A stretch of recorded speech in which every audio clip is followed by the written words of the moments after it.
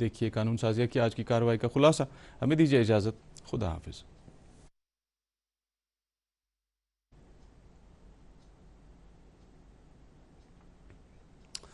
آداب ناظرین، جموں کشمیر قانون ساز اسمبلی کے بجٹ اجلاس کے دوسرے روز کی کارروائی کا خلاصہ لیے میں زبیر قریشی آپ کی خدمت میں حاضر. ناظرین، جموں کشمیر قانون ساز اسمبلی کے بجٹ اجلاس کے دوسرے روز کی کارروائی حسب معمول اسمبلی کے اسپیکر عبدالرحیم راتھر کی صدارت میں شروع ہوئی.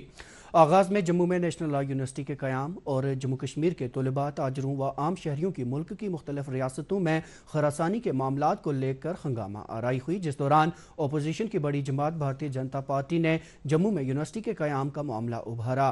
کارروائی شروع ہوتے ہی بھارتیہ جنتا پارٹی کے سینئر رکن سرجیت سنگھ سلاتیہ نے جموں میں نیشنل لاء یونیورسٹی کے قیام کو لے کر ہو رہے احتجاجی مظاہروں کا معاملہ ابھارا، جبکہ حکمران جماعت کے سینئر رکن اسمبلی مبارک گل اپنے نشست پر کھڑے ہوئے اور جموں کشمیر کے شہریوں و طلباء کی خراسانی کا معاملہ ابھارا. نذیر احمد گریزی، نذیر احمد لاوے و پیارے لال شرما نے اپنے اپنے اسمبلی خلقہ جات میں بند پڑی سڑکوں کی بحالی کا معاملہ ابھارا. ہنگامہ آرائی کے بیچ نظام الدین بٹ اپنے نشست پر کھڑے ہوئے اور بزنس ایڈوائزری کمیٹی میں ایوان میں ہنگامہ آرائی سے باز رہنے پر ہوئے فیصلے پر عمل درآمد کرنے کی مانگ کرتے ہوئے اپوزیشن کی تنقید کی. سجاد غنی لون نے نیشنل لاء یونیورسٹی پر کہا کہ یہ اسٹیٹ یونیورسٹی ہے جس کے لیے 50 کروڑ روپے کی رقم مخصوص ہے، لہٰذا اس پر سینٹرل یونیورسٹی کی سیاست نہ کی جائے. میر سیف اللہ نے بیرون ریاست کپوارہ کے مزدوروں و شہریوں کو پریشان کمروں میں کئی دنوں سے بند رکھنے جانے کا معاملہ اٹھایا. پی ڈی پی رکن اسمبلی وحید احمد ورا نے اس معاملے پر تحریک التوا لانے کی مانگ کی، جسے اسپیکر نے مسترد کر دیا. کئی منٹوں تک جاری رہنے والی ہنگامہ آرائی کے بعد اسپیکر عبدالرحیم راتھر اپنے نشست پر کھڑے ہوئے اور ارکان کو تلقین کی کہ وہ بزنس ایڈوائزری کمیٹی میں لیے گئے متفقہ فیصلوں کا احترام کرتے ہوئے رخنہ اندازی سے گریز کریں اور افواہ سوالات خوش اسلوبی سے چلنے دیں. جموں کشمیر کے شہریوں، طلباء و تاجروں کی مختلف ریاستوں میں خراسانی پر اسپیکر نے ایوان کو مطلع کیا کہ حکومت ایسے معاملات کی جانکاری ملنے پر متعلقہ حکومتوں کے ساتھ بات کر رہی ہے اور وہ اتراکھنڈ کے وزیر اعلیٰ کے مشکور ہیں جنہوں نے ملزمین کی گرفتاری عمل میں لائی. انہوں نے کہا کہ وزیر اعلیٰ عمر عبداللہ ایسی شکایات کا سنجیدہ نوٹس لے رہے ہیں اور جموں کشمیر کے شہریوں کے تحفظ کو یقینی بنانے کی ہر ممکن کوشش کر رہے ہیں. ایوان میں قریب 12 منٹ کے شور و غل کے بعد وقفہ سوالات کا باضابطہ آغاز ہوا اور رکن اسمبلی سرن کوٹ چودھری محمد اکرم کے گجر بکروال ہاسٹلوں سے متعلق ایک سوال کے جواب میں وزیر برائے قبائلی امور جاوید احمد رانا نے بتایا کہ کپوارہ، زانگلی اور ہندواڑہ کے بوائز ہاسٹلز مکمل ہیں اور داخلوں کے لیے تیار ہیں. غذائی اخراجات، بستر اور دیگر ضروریات کے لیے بجٹ 2025-26 کے نظر ثانی شدہ تخمینوں اور 2026-27 کے بجٹ میں شامل کیا گیا ہے. داخلہ عمل بجٹ کے اجراء کے بعد آئندہ تعلیمی سیشن سے شروع ہوگا.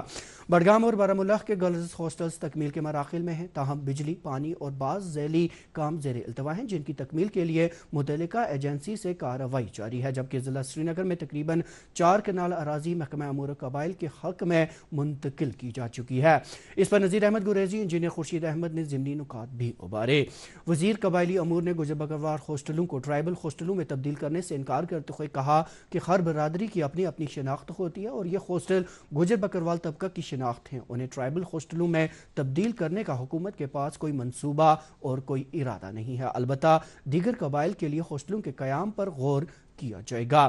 علی محمد ڈار کے ایک سوال کے جواب میں وزیر برائے محنت و روزگار سریندر کمار چودھری نے بتایا کہ حکومت ہند کی جانب سے کم اجرتوں میں نظر ثانی کی جا رہی ہے جو مہنگائی الاؤنس وی ڈی اے اور سی پی آئی سے منسلک ہے. یہ نظر ثانی مختلف مہارت کی سطحوں پر نافذ ہے. جموں کشمیر میں کم از کم اجرتیں 12 اکتوبر 2022 کو نوٹیفائی کی گئی تھیں اور وہ اکتوبر 2027 تک نافذ العمل رہیں گی. قومی فلورس ویجز کے نفاذ پر وہ یوٹی میں بھی لاگو ہوں گی.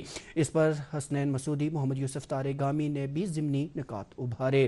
ڈاکٹر محمد شفیع وانی کے ایک سوال کے جواب میں نائب وزیر اعلیٰ سریندر کمار چودھری نے قانون ساز اسمبلی کو مطلع کیا کہ ضلع بڈگام میں مجموعی طور پر 199 اینٹ بھٹے موجود ہیں، جن میں سے رواں مالی سال کے دوران 128 بھٹوں نے اینٹ مٹی کے استعمال پر رائلٹی ضلع معدنی آفیسر بڈگام کے پاس جمع کرائی ہے.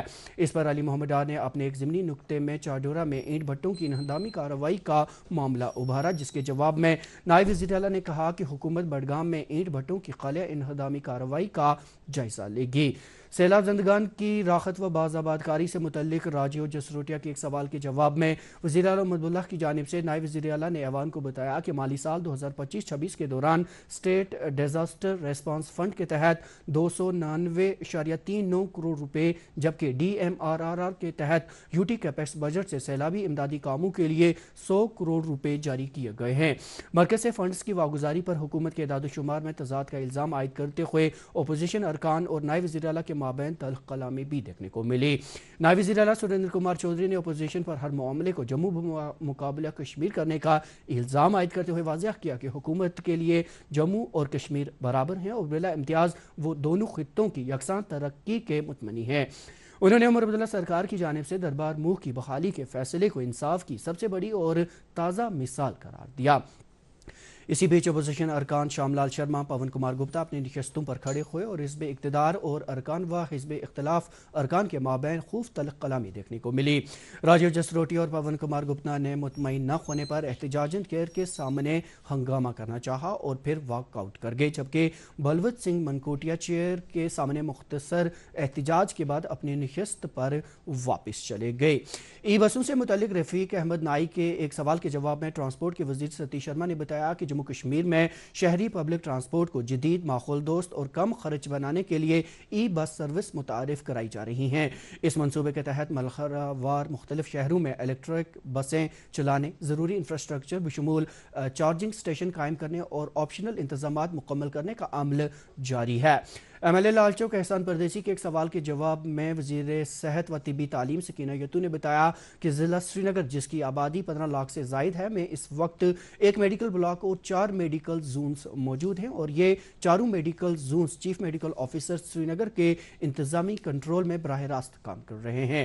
انہوں نے کہا کہ فی الحال ضلع سری نگر کو انتظامی طور پر 4 میڈیکل زونز اور ایک میڈیکل بلاک کور کر رہے ہیں، جو مجموعی طور پر ضلع کی 8 اسمبلی حلقوں کی ضروریات پوری کرتے ہیں۔ حکومت نے واضح کیا کہ اس وقت اسمبلی حلقہ وار نئے میڈیکل بلاکس قائم کرنے یا ان کی تعداد 4 سے بڑھا کر 8 کرنے کی کوئی تجویز زیر غور نہیں ہے۔ اس کے ساتھ ہی 11 بجے وقفہ سوالات ختم ہوا۔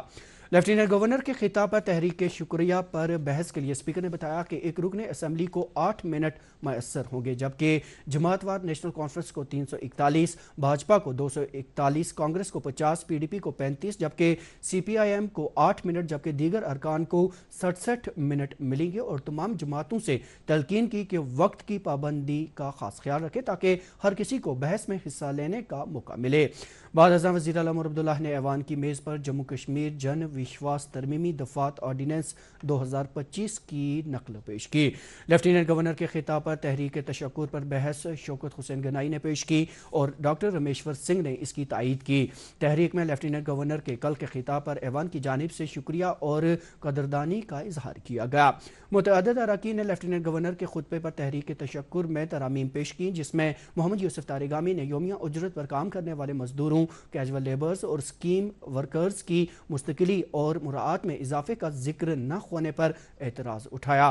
بلوچ سنگھ منکوٹیا نے نیشنل لا یونیورسٹی کے قیام، سیلاب سے متاثرہ سڑکوں اور پلوں کی بحالی، چنینی حلقہ میں سیاحت کے فروغ، پانی کی اسکیموں کی مرمت، بجلی کے اضافی انتظامات اور اساتذہ و طبی عملے کی خالی اسامیوں کو پر کرنے کے نکات شامل نہ ہونے پر افسوس کا اظہار کیا۔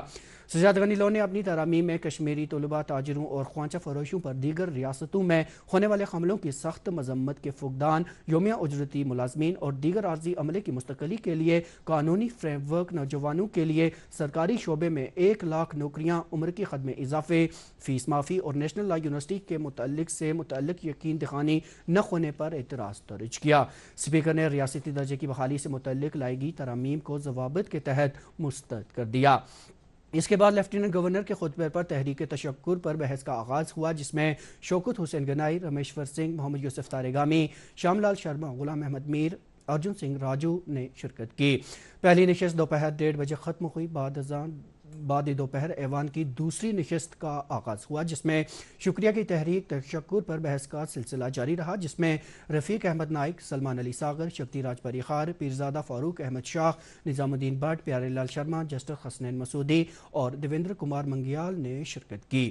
شام 5 بجے اسپیکر نے ایوان کی کارروائی کل تک کے لیے ملتوی کر دی۔ تو ناظرین یہ تھا جموں کشمیر قانون ساز اسمبلی کے بجٹ اجلاس کے دوسرے روز کی کارروائی کا خلاصہ۔ میزبان زبیر قریشی کو دیجیے اجازت، خدا حافظ۔